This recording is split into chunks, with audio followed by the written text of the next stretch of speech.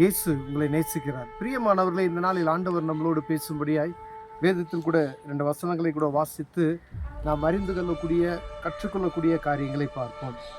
அது 1 நாளாகம புஸ்தகம் 4வது அதிகாரம் 9வது வசனம் 10வது வசனம் இப்படியாக சொல்லப்படுகிறது. யாபேஸ் தன் சகோதரரை பார்க்கிலும் கனப்பெற்றவனாய் இருந்தான்.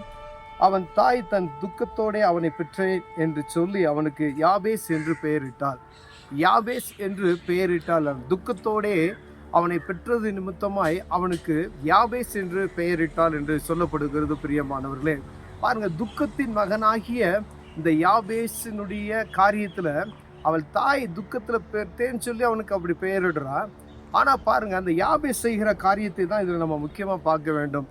ஒருவேளை அநேக நேரங்கள்ல நாம் என்ன நினைக்கிறோம், ஒரு தரித்திரனை போல காணப்படுகிறோம், இல்லை ஏதாவது ஒரு சூழ்நிலை நமக்கு என்ன செய்யும் அப்படின்னு சொன்னீங்கன்னா, நமக்கு காணப்படுகிற பலவீனம், குடும்பத்தினுடைய சூழ்நிலைகள் எப்பயுமே ஒரு தரித்திரியமான ஒரு காரியத்தை போல நமக்கு தோன்றும்.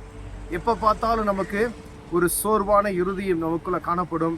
பலவிதமான போராட்டமான சூழ்நிலைகள் நமக்கு காணப்படும். ஏன் இப்படி இருக்கிறோம்? நம்முடைய குடும்பத்தினுடைய சூழ்நிலையோ ஏதோ ஒரு காரியம் நம்மளை பாதிக்கிறது போல காணப்படும். பிரியமான, ஆனால் இங்கே யாபேஸ் என்ன செய்யறாரு பாருங்களேன். யாபேஸ் இஸ்ரவேலின் தேவனை நோக்கி, தேவரீர் என்னை ஆசீர்வதித்து என் எல்லையை பெரிதாக்கி உமது கரம் என்னோடு இருந்து தீங்கு என்னை துக்கப்படுத்தாதபடிக்கு அதற்கு என்னை விலக்கி காத்தருளும் என்று வேண்டிக் கொண்டான். அவன் வேண்டிக் கொண்டதை தேவன் அருளினார் என்று வேதம் சொல்லுகிறது. பிரியமானவர்களே, யாபேஸ் பாருங்க, அவன் கேட்டுக்கொண்டதை என்ன செஞ்சுட்டாராம், ஆண்டவர் அற்புதமாய் விடுதலை கொடுத்தார் என்று பைபிள் சொல்லுது. பாருங்க, யாபேஸ் ஜெபம் பண்ணார்.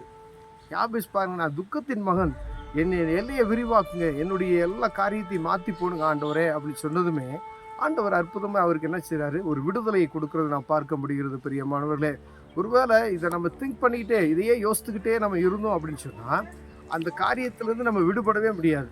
பாருங்க, தாய் பேரிட்டதே என்ன செய்கிறா, துக்கத்தின் மகன் சொல்லி பேரிட்டா.